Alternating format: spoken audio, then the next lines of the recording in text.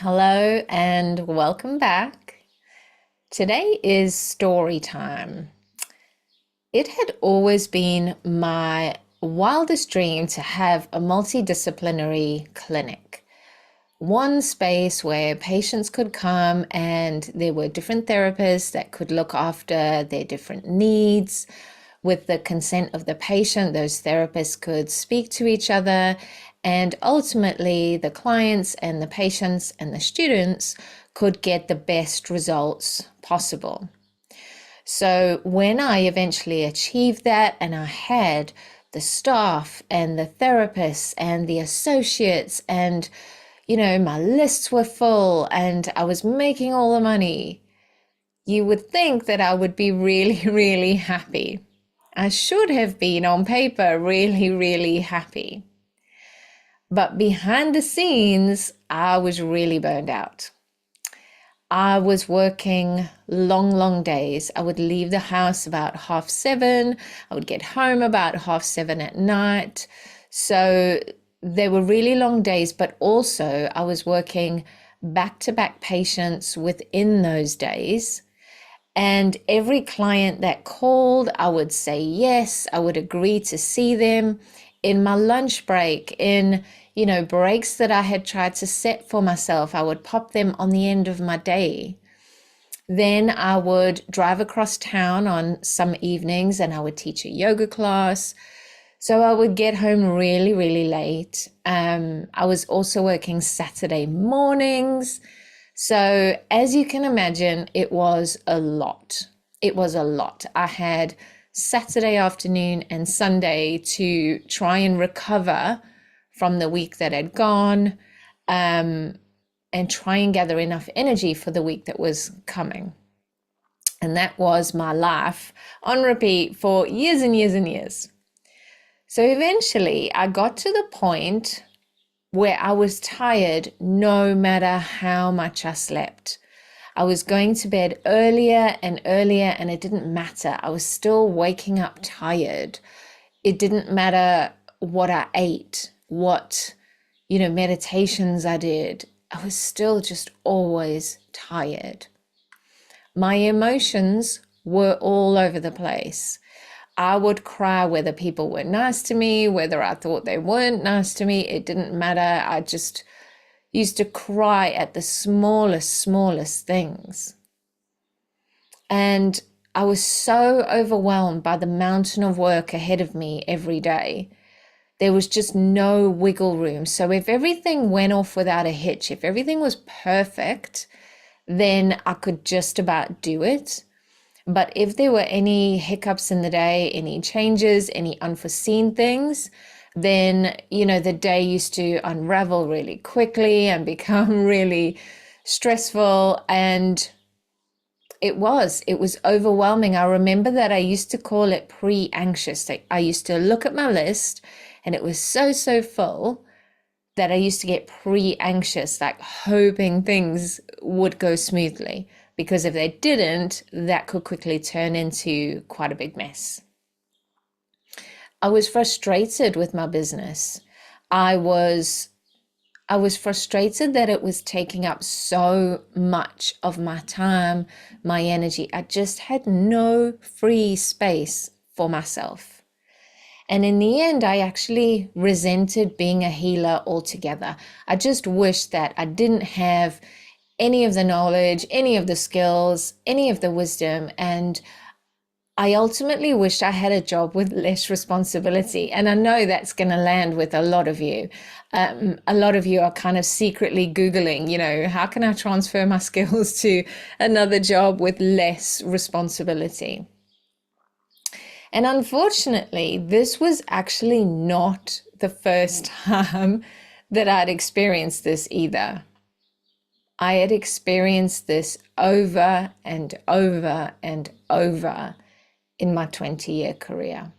The first time I experienced burnout, looking back, was 2 years in. And I struggled with this for the next 18 years. So along the way, I made loads of tweaks. I made loads of little changes to try and ease the overwhelm, to try and ease the burden. It was a burden in the end. And I would try and tweak my hours. I would tell myself I was going to start later. I was going to go home earlier. I was going to put in breaks. I was definitely going to have my lunch. But as soon as the patient called or somebody asked me to do something, I did it. I wasn't able to set and hold those boundaries. And then because my job was sucking so much of my soul, I was desperately searching for that joy and that satisfaction and that pleasure somewhere else. So I would take on hobbies. I would try and do things outside of work to try and give me that feeling of it not just all being about work. And it would for a little minute, like while I was doing the hobby, it was fun and I enjoyed it, but it never really mitigated for the deep resentment, the deep burnout that I was feeling. So if you're an entrepreneur, then you know that there's a little part of you that's like, it's like a curious part going, I wonder what I'm capable of. Like, I wonder if I can do this. Well, I can tell you that I satisfied that little curiosity. I no longer had any thoughts wondering, like, can I do this? I had satisfied that. And the next question became, I know that I can do this, but do I want to do this? Is this really what I want for myself? And if I thought about it going on like this until the day I retired, is that really what I wanted for myself? And the answer was a big fat resounding no. And I knew that I had this overwhelming urge that I just needed space. I kept saying to people, I just need space.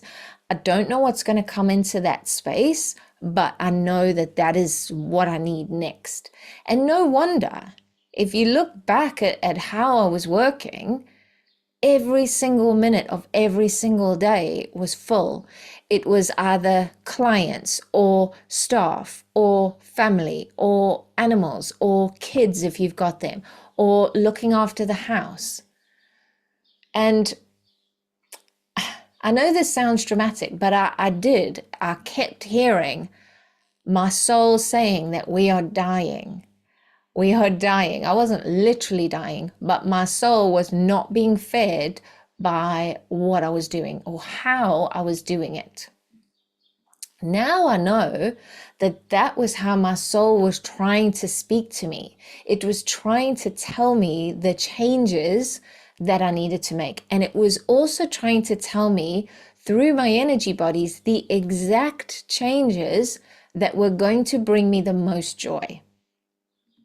So looking back, I can see all of the signs that my energy bodies were giving me. And I really wish that I had had somebody at that point going, hey, this is just a subconscious block. It's actually it's really common in healers. And once you rewrite this, you will start to enjoy what you do again. And, it has taken me years to figure this out, to embody it. But I wish somebody had taken me aside at that point and said, you do not have to do it like this. So I went on to restructure my business. So remember, from the outside, my business looked great. On paper, looked great. But I wasn't happy. And eventually, the possibility of something better became much, much more exciting than the fear of change.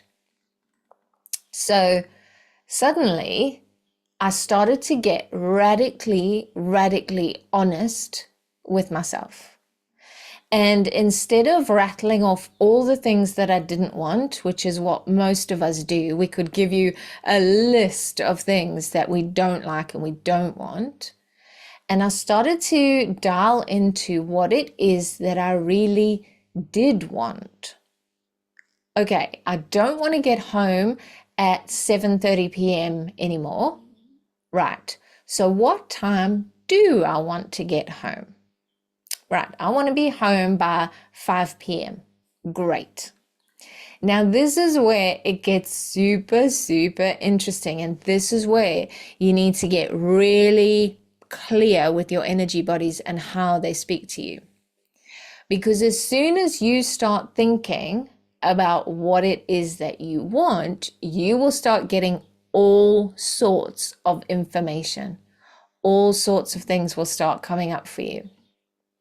So, what about all those people that can only come after work?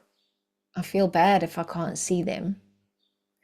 And I can't just really decide not to work Saturdays because I'll feel guilty because all I really want to do is, clean the house anyway.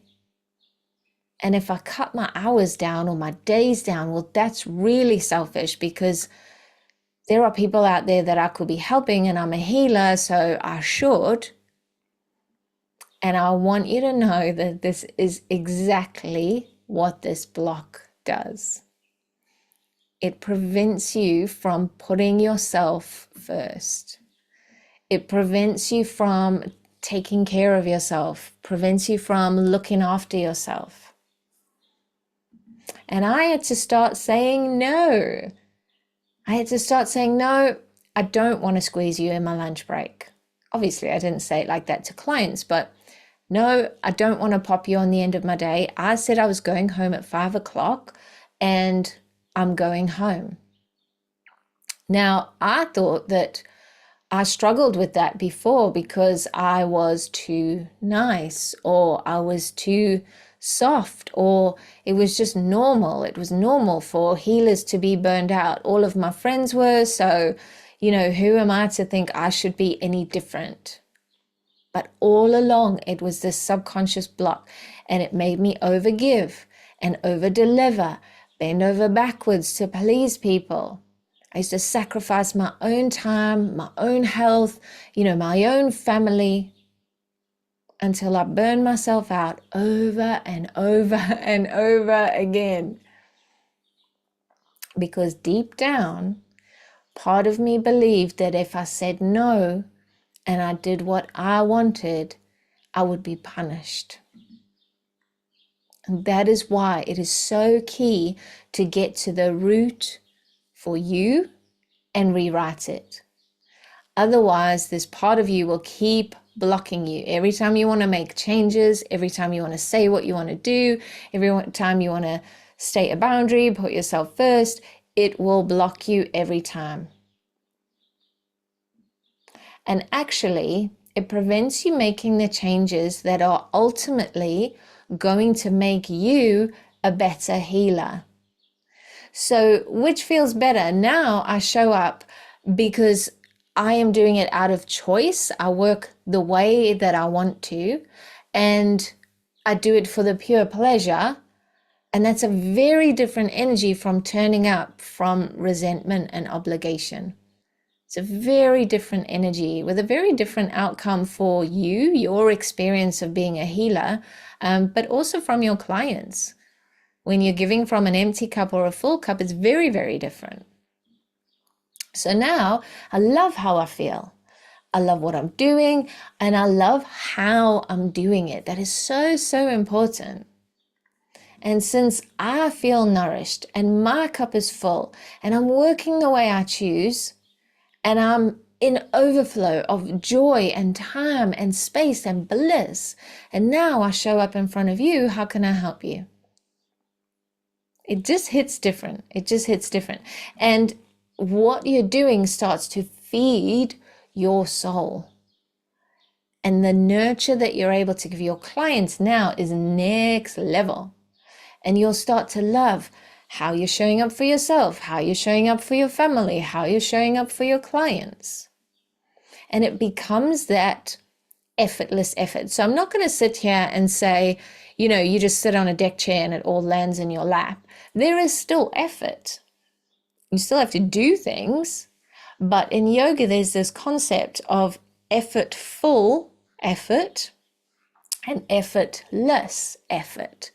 So this is where you step into the effortless effort. You still put in the hours, you're still doing the work, but it feeds your soul instead of draining you. So I had been doing this backwards for years. But obviously now I know this was always mine to rewrite so that I could figure it out, turn around, and go and set the others free. That's what we're all here doing. So rewriting this particular block dissolved all the chasing, all of the, oh, I gotta keep going, all of the forcing, all of the resentment. It just dissolved all of the hard edges until it puts you in this state of bliss where you can't believe that it gets to feel this good, and it just gives you that soul satisfaction. And of course you want to show up and keep doing it because it feels so damn good. It's that satisfaction piece that we miss. So if any of this resonated with you, that is why I created Nurture. So the link will be down below. And as always, I look forward to connecting with you in the next podcast.